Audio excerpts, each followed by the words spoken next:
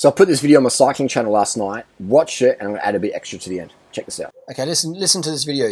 Armstrong sledging Geraint Thomas. Listen to this. And I'll explain it in a sec. Listen. What's going on here around you? Here's a stat. I'm just seeing this.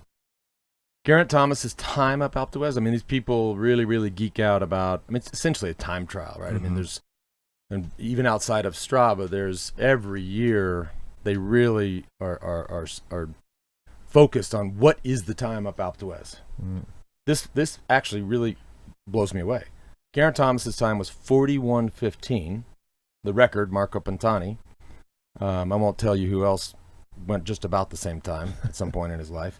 That's 4 minutes and 35 seconds slower than the record. Wow. And not even fast enough to enter the top 100 fastest times on Alpe d'Huez. That's... Wow. Demelon did say there was a big headwind, but that wouldn't account for 4 minutes. No. Well, what would account for 4 minutes? The cat and mouse would not. No, that's a minute. That's a minute right there. They sat up watching each other. A minute? Yeah, they were still moving. They didn't stop. They were. Nibali was a minute behind, and then he got within 50 meters of the group. So yeah, they lost about behind. A minute. We'll ask Johan what he thinks. When Nibali almost comes back and Landa comes back, that's obviously a sign that... How much time do you think they lost doing that, Johan? Sitting four abreast, basically chatting. Well, I don't think they were chatting, but... looking at each other, maybe not chatting. Mind talking. The fact that a guy like Landa, who was dropped pretty quickly, comes back not once, twice, but 3 times. Thank you, Johan. I'm just trying to prove a point. Well, he didn't hear. He must not have heard me. He definitely didn't hear me. There's no way. So happy. One thing that we didn't. Johan alluded to it, that it was a very tough day, and so when you start to look at these times, like Pantani's time, keep in mind that stage when Pantani set the record. That stage started in Grenoble. One climb. So all they did was come up the valley. Granted, it's not flat, but it's not a climb. So they rolled up the valley. He started Alpe d'Huez with an entire team. So they had people. I mean, it was like a sprint lead out when he started Alpe d'Huez. Hence the record. And when I did it, and just about the same time, a few seconds off, it was a time trial. So all I did was one climb. Yeah. These boys did 5,000 meters today, 15,000 vertical feet. Yeah, it was a brutal day. Now, this has been interesting. I've been in the unique situation of riding with Geraint Thomas and Lance Armstrong up at Norton Summit in Adelaide and talking to them both about high-carb, vegan lifestyle, etc. We'll get to... I've done videos about that, but just wanted to say that was some pretty hardcore sledging. That was some hardcore sledging. They said that they basically... there was some sledging going on there. They said that they did 5,000 meters of elevation and that they rode it easy. They sat up and they were chatting, but they still only did 4 minutes slower than the Pantani record, which was in 97. And if you watch the 97 footage, you'll see that the entire Tour de France peloton arrived at the foot of Alpe d'Huez at the same time. Even Eric Zabel was there. All right? So Eric Zabel was in the same peloton at the start of Alpe d'Huez. It wasn't correct that Pantani had his whole team there. Every team had their whole team there. But Pantani didn't have his team launching off to the attack. It was Cedric Vasseur from memory, and then Veronk and Ulrich, etc. And then Reese was there, Veronk, Casagrande, Hervé was there, I'm pretty sure. And so these guys all at the front, and then after about 5 minutes, Pantani said, au revoir, I'm outie. But anyway, so Lance's 2003 time, this is the bomb Lance didn't drop. He wanted to hint it out there that he thinks that the whole shenanigans are still running today. Lance kept the omerta going in that video, but he didn't. For those of us who know pro cycling, for those of us who know wattages and stuff, Lance put this, and they even put fucking JB in there, Johan Brunel, and they had Hincapie in there. So they were sledging so fucking hard, but not sledging overtly. Overtly sledging, but not overt sledging, but done so covertly. I mean, you read the comments. You idiot, Harley. You idiot, durianrider. Lance's time was 4 minutes faster than Geraint Thomas. And it's like Lance Armstrong's 2003 time was slower than Geraint Thomas's 2018 time. So we know that Geraint Thomas could have smashed Pantani's record. Smashed it. They did 5,000 meters. You go and race 5,000 meters elevation and then go and hit Alpe d'Huez and do a 41. You know, that is some serious speed. Also, Geraint Thomas come across the line sprinting, not even gassed out, smiling, just victory salutes, but smiling. His face had zero fatigue on there. So Geraint Thomas would smash Lance Armstrong, and that's what Lance Armstrong was implying. The time Geraint Thomas did was unbelievable, unbelievably fast. Geraint Thomas is a freak, as is Chris Froome, Thomas Dumoulin. Tom Dumoulin would smash Lance Armstrong, 1999, definitely. Look at the time trial they did. Look at the times they did up Alpe d'Huez. It's incredible. So, and they weren't even going full gas. Especially Geraint Thomas was not going full gas. He broke away sprinting like a track sprint, like a 4,000 pursuit finale. Just incredible power, incredible watts per kilo. So, and they weren't even going full gas. Look how easy their breathing was. So the morons out there who just Geraint Thomas' time wouldn't break the top 100. Geraint Thomas did 5,000 meters elevation. Geraint Thomas wasn't even gassed at the top. They waited for Nibali. They waited for someone. Nibali crashed, broke his fucking back, and still caught onto the guys because they waited for him. All right, go and wait for your mate who's crashed on a climb, and then try like these keyboard warriors out there who don't use a power meter, who have no recollection of Armstrong's 2003 time, which was 41:15 from memory. Slower than Geraint Thomas's time, but by a few seconds. So there you go. So Geraint Thomas is faster than Lance Armstrong, and that was a video of Lance Armstrong sledging Geraint Thomas hard. But the average person wouldn't even see that. That's over the top of the average person. I picked it up. A few of us picked it up. A few of us data freaks out picked it up. Quite funny. Lance Armstrong's a smart motherfucker, and so is Geraint Thomas. So is anyone up the top of the front, because you got to be pretty smart these days to be up the top, if you know what I'm talking about. Anyway, that's my comments, criticisms. That's the proof. Geraint Thomas is faster than Cadell, faster than Pantani, faster than Lance. Geraint Thomas, if Geraint Thomas was in the 1997 Tour de France, he would smoke them. Absolutely smoke them. In the TT, on the climbs, on the downhills, smoke them. Maybe Salvadelli would come close on the downhills, but the Falco. But anyway, that's done. Geraint Thomas, super rider. And also, I saw on Geraint Thomas' Instagram, look what it looked to be, potentially, a high-carb, low-fat vegan pizza.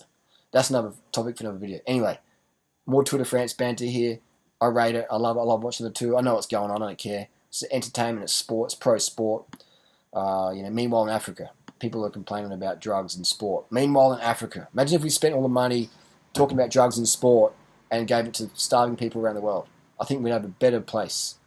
Why are we doing drug testing? Give that money, feed it, grow corn and vegan food, and feed it to those starving kids. Why are we drug testing athletes? It's entertainment. We want to see champs. We want to see records smashed. We want to see Geraint Thomas do 41 minutes in a hot day of racing with zero signs of fatigue. We want to see that. I don't want to see him puffing and pant. I want to see him do it like mutants. Mutants. We love the mutant cycling. Forget drug testing. Give that money to the growing corn, etc.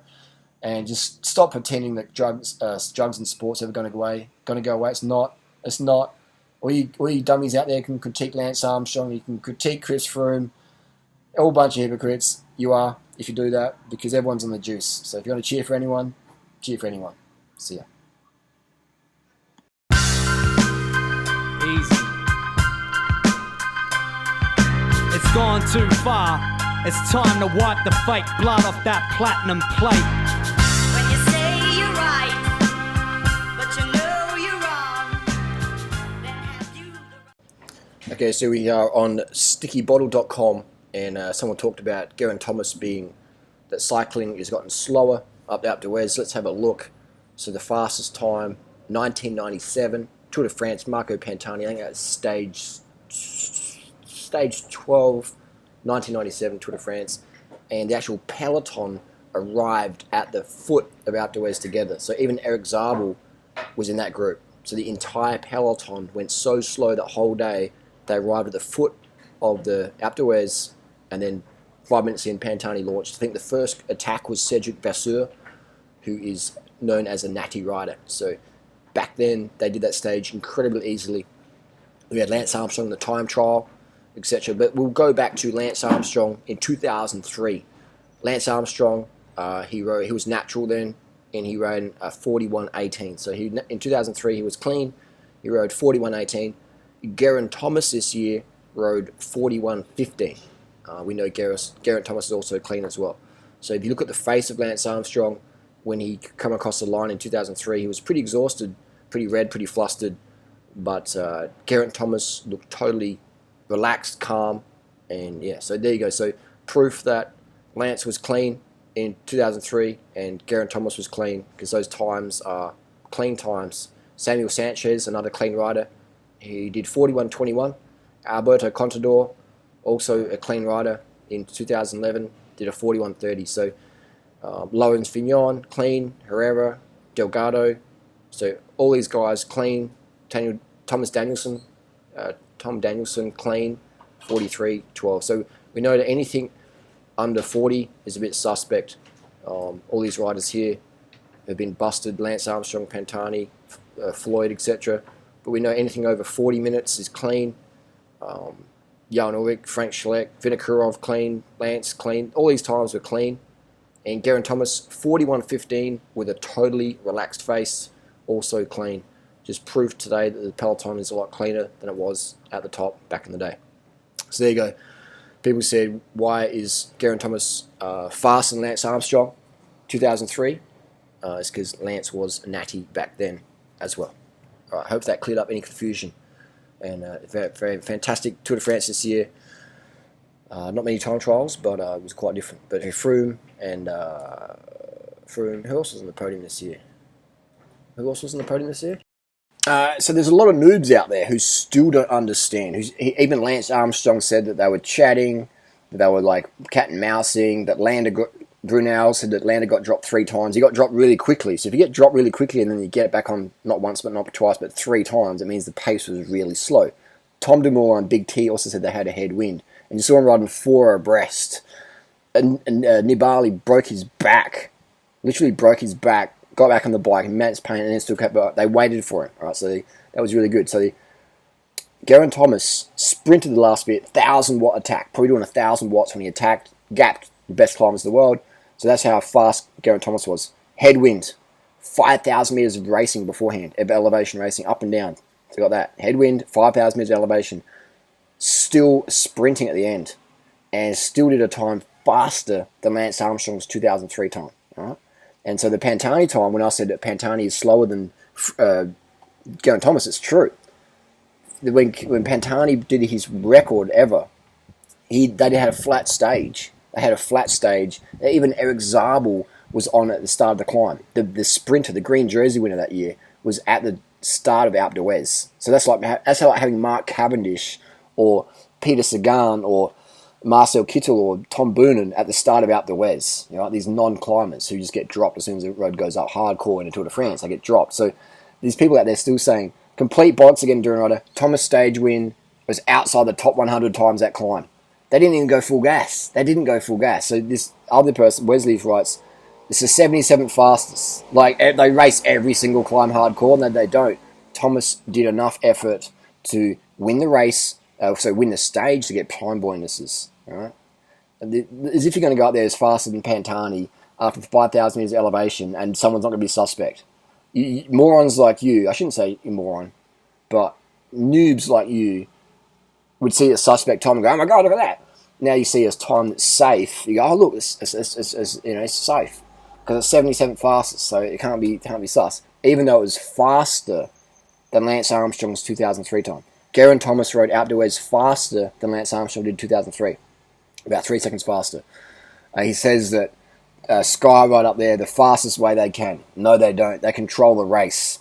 Froome and Geraint Thomas are so far beyond their team helpers. It's insane. You know, protected riders at threshold. They're not riding at threshold. They're riding at a pace that looks okay, and that Nibali can catch back on after he crashes. They're not riding at threshold, bro. You keep all this stuff. Anyway, Geraint Thomas and Dumoulin were talking up Alpe d'Huez. They're talking. Look at GT's face as he comes across the line. So my point is, Geraint Thomas is faster than 97 Pantani out there at Alpe d'Huez. Because if Geraint Thomas can do that time after and talking and relaxing and looking fresh at the end and attacking at 1,000 watts. You try and do a 1,000-watt sprint after doing outdoors at 41 minutes, all right?